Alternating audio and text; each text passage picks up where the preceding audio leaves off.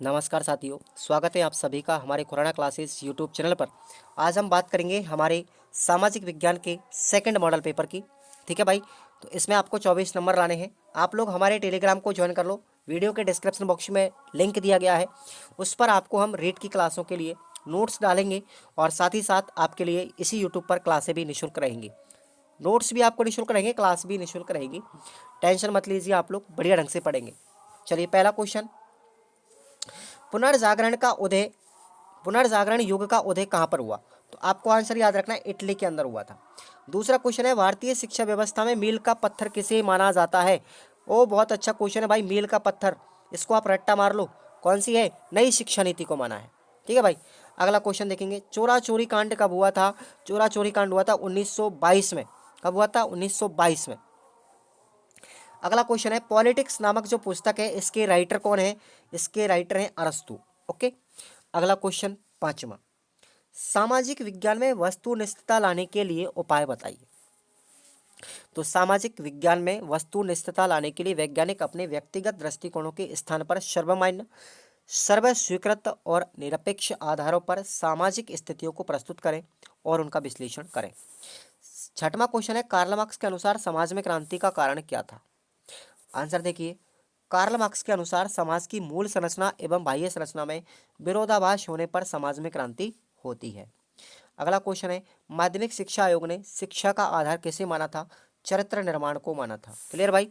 अगला क्वेश्चन देखेंगे आप लोग, आठवां, ग्रामीण व निम्न वर्गों में बालिकाओं की शिक्षा पर ध्यान क्यों नहीं दिया जाता है? तो ग्रामीण व निम्न वर्गों में बालिकाओं के प्रति पूर्वाग्रह बना हुआ है, पहले से एक धारणा बनी हुई है कि इनका काम तो केवल घर की व्यवस्था को संभालना है, इसलिए शिक्षा पर ध्यान नहीं दिया जाता है। लेकिन वर्तमान में आजकल इस दृष्टिकोण में होने के कारण शिक्षित परिवार होने के कारण बदलाव होता जा रहा है। आजकल लड़कियां भी बहुत उन्नति कर रही है। अगला क्वेश्चन है, द थ्योरी ऑफ हिस्ट्री के राइटर कौन है? जेम्स बी कॉनेट है। द थ्योरी ऑफ हिस्ट्री जो पुस्तक है, उसके राइटर कौन है? James B Conant. अगला क्वेश्चन है, सर्वप्रथम विश्व इतिहास का लेखन किसने किया था? तो आंसर होगा आपका सर वॉल्टर रेले ने किया था। सबसे पहले विश्व इतिहास का लेखन किसने किया? सर वॉल्टर रेले ने किया था। अगला क्वेश्चन है, औपनिवेशवाद क्या है? 11वां क्वेश्चन, उपनिवेशवाद क्या है? तो किसी देश या कंपनी द्वारा किसी दूसरे देश या कंपनी को अपने अधीन करके आधिकारिक लाभ उठाने के लिए अपनी नीतियों के अनुसार उनको संचालित करना उपनिवेश कहलाता है, और यह प्रक्रिया उपनिवेशवाद कहलाई। ठीक है। अगला क्वेश्चन है 12वां, प्रादेशिक नियोजन का अर्थ बताइए। तो किसी भी प्रदेश के सर्वांगीण विकास के लिए जहां उपलब्ध संसाधनों एवं समस्याओं का आकलन करके पूर्व में नियोजित रूपरेखा के अनुसार विकास करना चाहिए, ताकि पर्यावरण और संसाधनों का नुकसान पहुंचाए बिना हम सतत पोषणीय विकास कर सकें। अगला क्वेश्चन है, यूनेस्को का आधारभूत सिद्धांत क्या है? तो देखेंगे, क्योंकि युद्ध मनुष्य के मस्तिष्क में आरंभ होते हैं, इसलिए शांति की सुरक्षा के लिए साधनों का निर्माण मनुष्य के मस्तिष्क में ही किया जाना चाहिए। यही सिद्धांत है यूनेस्को का। 14वां क्वेश्चन है अपना, देखेंगे आप लोग। 14वां, समाज परिवर्तित कैसे होता है? समाज की परिवर्तनशील धारणा को उदाहरण देकर के समझाइए। सामाजिक परिवर्तनशील अवधारणा है, इसमें निरंतर परिवर्तन हो रहा है। अपने आसपास नजर डालते हैं कि पहले इतने विद्यालय नहीं थे, वर्तमान में बहुत सारे विद्यालय। पहले परिवार में लड़कियों की पढ़ाई पर कम ध्यान दिया जाता था, और अब लड़कों के समान ही इस बात पर जोर दिया जाता है। यह सब सामाजिक परिवर्तन के उदाहरण हैं। समाज में परिवर्तन दो प्रकार से होता है। पहला होता है समाज स्वयं से उत्पन्न परिस्थितियां करके, यानी आंतरिक परिस्थितियों में बदलाव, और दूसरा है बाह्य परिस्थितियों द्वारा बदलाव। अथवा में आपको क्वेश्चन याद रखना है कि समाज की रचना कैसे होती है, समझाइए। इस क्वेश्चन को आप लोग खुद निशान लगा लें, पढ़ेंगे आप लोग इसका उत्तर सीरीज से। 15वां क्वेश्चन है, वेबर के अनुसार समाज की रचना किस प्रकार से हुई, समझाइए। तो देखेंगे, मैक्स वेबर ने समाज की संरचना का मूल सामाजिक क्रिया को माना है। वेबर ने जब समाज शास्त्र को शास्त्र से के रूप में समझना शुरू किया, तो उन्होंने समाज शास्त्र को रासायनिक क्रिया का विश्लेषणात्मक शास्त्र कहा। उनके लिए समाज लोगों के लिए विश्लेषित की जाने वाली समझ, उससे उत्पन्न होने वाले व्यवहार और फिर निर्मित सामाजिक व्यवहारों और संस्थाओं से निर्मित है। लेकिन हर प्रकार की प्रक्रिया सामाजिक क्रिया नहीं होती। वेबर के अनुसार विषय का आधार पर दो व्यक्तियों का पारस्परिक विचारों का आदान प्रदान जिसका कोई अर्थ है और उसी अर्थ को सोच समझकर जब एक बहुत से व्यक्ति आपस में क्रिया करते हैं तो उसे सामाजिक क्रिया कहते हैं। ये क्रियाएं सामाजिक क्रियाएं विविध संबंधों की रचना करती हैं। अथवा में आपको क्वेश्चन याद रखना है कि सामाजिक विज्ञानों का उद्भव और विकास किस प्रकार हुआ है, टिप्पणी कीजिए। क्लियर भाई। 16वां क्वेश्चन आप लोग देखेंगे क्या है। 16वां क्वेश्चन, क्रियात्मक अनुसंधान का शिक्षा के क्षेत्र में क्या महत्व है, कोई दो उद्देश्य इसके बता रहे हैं। तो देखेंगे, क्रियात्मक अनुसंधान का सर्वाधिक उपयोग शिक्षण की युक्तियां, रचना कौशलों एवं शिक्षण अधिगम की प्रक्रिया एवं प्रबंध व्यवस्थाओं को प्रभावीता को बढ़ाने के लिए किया जाता है। प्रबंध व्यवस्थाओं की प्रभावीता को बढ़ाने के लिए किया जाता है। शिक्षण की तकनीकी का विकास एवं विस्तार होता है तथा अधिगम लक्ष्यों को प्राप्त करने में मितव्ययी तरीकों का पता चलता है। शिक्षण व्यवहार में क्रियात्मक अनुसंधान उपयोगी सिद्ध हुआ है। अब देखेंगे इसका उद्देश्य क्रियात्मक अनुसंधान का। क्रियात्मक अनुसंधान से छात्रों के अधिगम स्तर में वृद्धि होती है। सेकंड उद्देश्य है विद्यालय शिक्षकों का कार्यकौशल बढ़ता है और विद्यालय की कार्यप्रणाली में सुधार व विकास होता है। अथवा में आपको क्वेश्चन याद रखना है, क्रियात्मक अनुसंधान में ध्यान रखने योग्य बातें कौन कौन सी हैं, तो ये प्रश्न इंपॉर्टेंट है, याद रखेंगे। नेक्स्ट हमारा आता है 17वां क्वेश्चन, जाति व्यवस्था एक वंशानुगत व्यवस्था है, कैसे, समझाइए। जाति व्यवस्था में जाति जन्म से ही निर्धारित होती है। एक बच्चा अपने माता पिता की जाति में ही जन्म लेता है। जाति कभी चुनाव की विषय नहीं होती। जातिगत नियम कठोर होते हैं। प्राय एक जाति वाले व्यक्ति अपनी ही जाति में वैवाहिक संबंध स्थापित करते हैं। यद्यपि वर्तमान में पाश्चात्यकरण के कारण अंतरजातीय वैवाहिक संबंध भी आजकल होने लगे हैं, परंतु सामाजिक स्तर पर अंतरजातीय वैवाहिक संबंधों को जातिगत नियमों के अनुसार मान्यता नहीं है। पारस्परिक तौर पर जातियां अपने ही व्यवसाय से जुड़ी रहती हैं, इसलिए जाति व्यवस्था एक वंशानुगत व्यवस्था है। अब आपको अथवा में क्वेश्चन याद रखना है कि विद्यार्थी के सामाजिकरण में विद्यालय की क्या भूमिका होती है। ये क्वेश्चन आप लोग पढ़ के जाएंगे। 18वां क्वेश्चन देखिए, इतिहास के लेखन में सिक्कों का क्या स्थान है, स्पष्ट कीजिए। तो देखिए सिक्कों का क्या महत्व है। इतिहास लेखन के साक्ष्यों में सिक्कों का बहुत महत्व कम नहीं है। भारत में प्राचीनतम सिक्कों पर अनेक प्रकार के चिन्ह अंकित थे। उन सिक्कों पर किसी प्रकार का लेख नहीं था, वे आहत सिक्के कहलाए। इन सिक्कों पर बहुधा सिक्कों को प्रचलित करने के लिए शासकों की आकृति भी होती थी। यदि सिक्कों पर कोई तिथि अंकित नहीं, अगर कोई तिथि अंकित होती थी तो उससे शासक का पता चल जाता था कि वो किस शासक ने चलाया।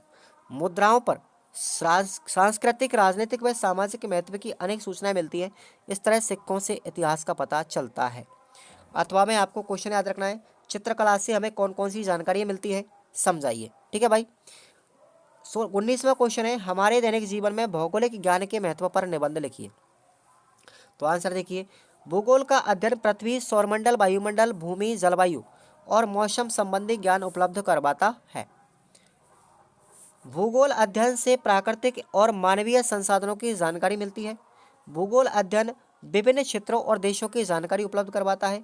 भूगोल का अध्ययन करने से पृथ्वी ग्रह उपग्रहों की कार्यप्रणाली समझ में आ जाती है और इस अध्ययन से उन मुद्दों की भी जानकारी मिल जाती है जो पर्यावरण से जुड़े हुए हैं। अथवा में आपको क्वेश्चन याद रखना है कि अंधे युग व आधुनिक युग की परिस्थितियों में तुलना कीजिए। ये क्वेश्चन अच्छा है। और दूसरा है, अंतर्राष्ट्रीय सद्भावना से क्या आशय है। ये भी क्वेश्चन आपको याद करना है, निशान अपनी कॉपी में लगा लीजिए सीरीज में। अब बढ़ते हैं हम हमारे 20वें क्वेश्चन पर, विद्यालय स्तर पर सामाजिक विज्ञान शिक्षण की आवश्यकता क्यों पड़ी। तो आंसर सुनिए आप लोग। जब हम विद्यालय स्तर पर शिक्षण की चर्चा करते हैं तो बहुत से विषय जिसका ज्ञान किसी विद्यार्थी को होना चाहिए इसमें सम्मिलित हो जाते हैं। विद्यालय में विद्यार्थी प्राकृतिक विज्ञान से संबंधित जानकारियों का अध्ययन करते हैं, जैसे पृथ्वी कैसी है, पेड़ पौधे कैसे विकसित होते हैं, तकनीकी कैसे विकसित होती है। इसी प्रकार विद्यार्थी भाषा और उससे प्रयोग के बारे में जानने का प्रयास करते हैं। लेकिन यह अनुभव किया गया है कि विद्यार्थियों को उपयुक्त विषयों के साथ साथ समाज का अध्ययन भी करना चाहिए। जब तक वे आसपास की दुनिया में रहने वाले और उनके व्यवहारों और उससे निर्मित होने वाले स्वरूपों को नहीं समझते, उनका ज्ञान अधूरा रह सकता है, क्योंकि अपने अध्ययन के बाद उनको समाज के सदस्य के रूप में व्यवहार करना और अपने संबंधों को बनाए रखना उनके लिए समाज का समझना बहुत आवश्यक है। इसका अर्थ यह हुआ कि कोई भी शिक्षा तब तक अधूरी रहेगी जब तक उसे समाज से नहीं जोड़ा जाए। समाज के विविध पक्ष और समाज के साथ जुड़ने के विभिन्न आधार समाज विज्ञान की इन जानकारियों में निहित है। शायद भारतीय लोकतंत्र भी यही अपेक्षा करता है कि हमें समझदार नागरिक बनाए जो समाज के संबंधों को अच्छी तरीके से समझ सके। राजनीति शास्त्र में बताया जाता है कि राज्य क्या है, शक्ति क्या है और शासन के कितने स्वरूप हैं, लोकतंत्र क्या है, लोकतंत्र कैसे चलता है और राष्ट्र के कल्याण के लिए संसद कैसे काम करती है। यह आज की राजनीति के अध्ययन के विषय है। अतः यह विषय विद्यालय स्तर पर अपने इसलिए आवश्यक है कि एक व्यक्ति इस विषय के माध्यम से अन्य सभी विषयों के अंतर संबंध स्थापित करके बालक की समझ, व्यवहार और दायित्व बोध के साथ समस्या के प्रति जागरूकता का विकास हो सके, ताकि वह समाज के समक्ष सामाजिक, नैतिक और आदर्श व्यक्तित्व का निर्माण कर सके। यह विषय हमारे सामाजिक संरचना की समझ विकसित करता है। अब आपको अथवा में क्वेश्चन याद रखना है कि सामाजिक विज्ञान को अनिवार्य विषय के बनाने के कारणों की विवेचना कीजिए कि भाई सामाजिक विज्ञान को अनिवार्य विषय क्यों बनाया गया, कारण आपको लिखने हैं। अथवा में क्वेश्चन हो गया। अगला क्वेश्चन है हमारा 21वां। देखिए आप लोग, कौशल क्या है, सामाजिक विज्ञान शिक्षण में इसके उद्देश्य और इसकी उपयोगिता लिखिए। तो कौशल दो प्रकार के होते हैं, पहला होता है जन्मजात कौशल और दूसरा होता है अर्जित कौशल, यानी सीखे जाने वाला कौशल।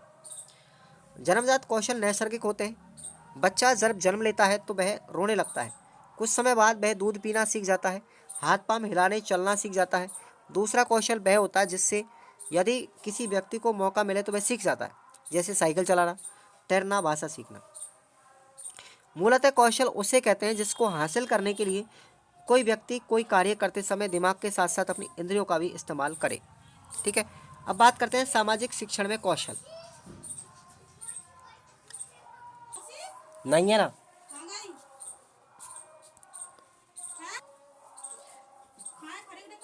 सामाजिक विज्ञान शिक्षण में कौशल।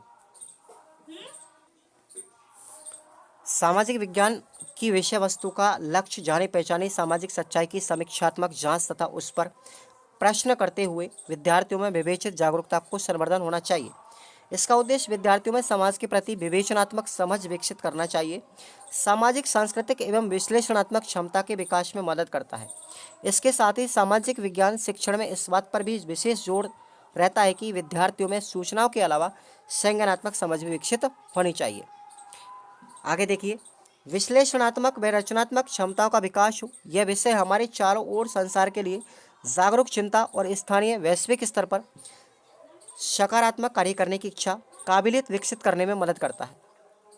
साथ ही यह विषय उन तमाम चुनौतियों की समझ प्रदान करता है जो आज दुनिया के सामने है, जैसे सामाजिक न्याय को बनाए रखना, पूर्वाग्रह और असमानता को ही दूर करना, प्रदूषणों को कम करने की आवश्यकता, ऊर्जा संकट, ग्लोबल वार्मिंग, संसाधनों का ह्रास आदि। अथवा में आपको क्वेश्चन याद रखना है। देखिए, दो क्वेश्चन मैं आपको बता रहा हूँ। पहला है सामाजिक विज्ञान प्रयोगशाला की आवश्यकता और उसके महत्व पर विवेचना कीजिए, और सेकंड क्वेश्चन है कि उच्च प्राथमिक स्तर पर सामाजिक विज्ञान शिक्षण में जेंडर संबंधी चुनौतियाँ कौन कौन सी होती है उनको स्पष्ट करना है।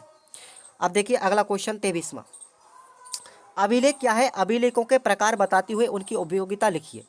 तो पुरातात्विक साक्ष्य के अंतर्गत सबसे अधिक महत्वपूर्ण स्रोत अभिलेख है। उन साक्ष्यों की अपेक्षा यह साक्ष्य अधिक विस्तृत एवं विश्वसनीय कहा जाता है। प्राचीन भारतीय शासकों, सामंतों और समृद्ध लोगों ने समय समय पर अपनी विजयों, कीर्ति, दान, सत्कर्म और समारोह की स्मृति में अनेक अभिलेख उत्कीर्ण करवाए। यह अभिलेख पत्थर, धातु आदि पर उत्कीर्ण करवाए। अभिलेख कई प्रकार के होते हैं, जैसे आप लोग देखेंगे शिलालेख होते हैं जो पत्थर की शिलाओं पर खोदकर बनाए गए। स्तंभ अभिलेख होते हैं जो पत्थर, लोहे या काष्ठ के खंभों पर लिखे जाते। और तीसरा होता है ताम्रपत्र, जो तांबे के पत्रों पर खोद करके लिखे जाते थे। अशोक के बाद में शिलालेखों को दो वर्गों में बांटा गया। पहला था सरकारी अभिलेख और दूसरा था निजी अभिलेख। अब देखिए आप लोग प्रत्येक के बारे में। सरकारी अभिलेख क्या होता है, ठीक है।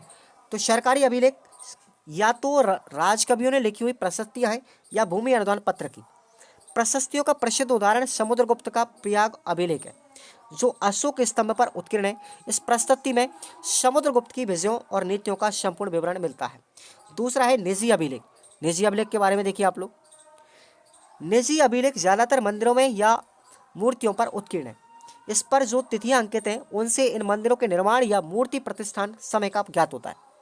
इस प्रकार इन अभिलेखों से मूर्तिकला और वास्तुकला के विषय पर भी प्रकाश पड़ता है और तकनीकी तत्कालीन धार्मिक दिशा की जानकारी प्राप्त होती है। इन अभिलेखों से भाषाओं के विकास पर भी प्रभाव पड़ता भाषाओं के विकास का भी प्रकाश पड़ता है, उनका पता चलता है। अगला है 8वां क्वेश्चन, इतिहास लेखन में काम आने वाले साहित्यिक स्रोतों के आपको नाम लिखने हैं। तो अगला क्वेश्चन आपका 23वां देखिए, प्राचीन काल के और वर्तमान काल के भूगोल के अध्ययन की समालोचना या विशेषता लिखिए। सबसे पहले हम बात करते हैं प्राचीन काल में भूगोल का अध्ययन। प्राचीन भारत में भौगोलिक ज्ञान का पर्याप्त विकास सिंधु घाटी सभ्यता और वैदिक काल में ही हो चुका था। सिंधु घाटी सभ्यता थी 4000 बीसी से लेकर के 1500 बीसी के मध्य में। इसका भौगोलिक ज्ञान कृषि और जलवायु के गहरे संबंधों के अलावा खनिज उद्योगों तथा व्यापार आदि से था।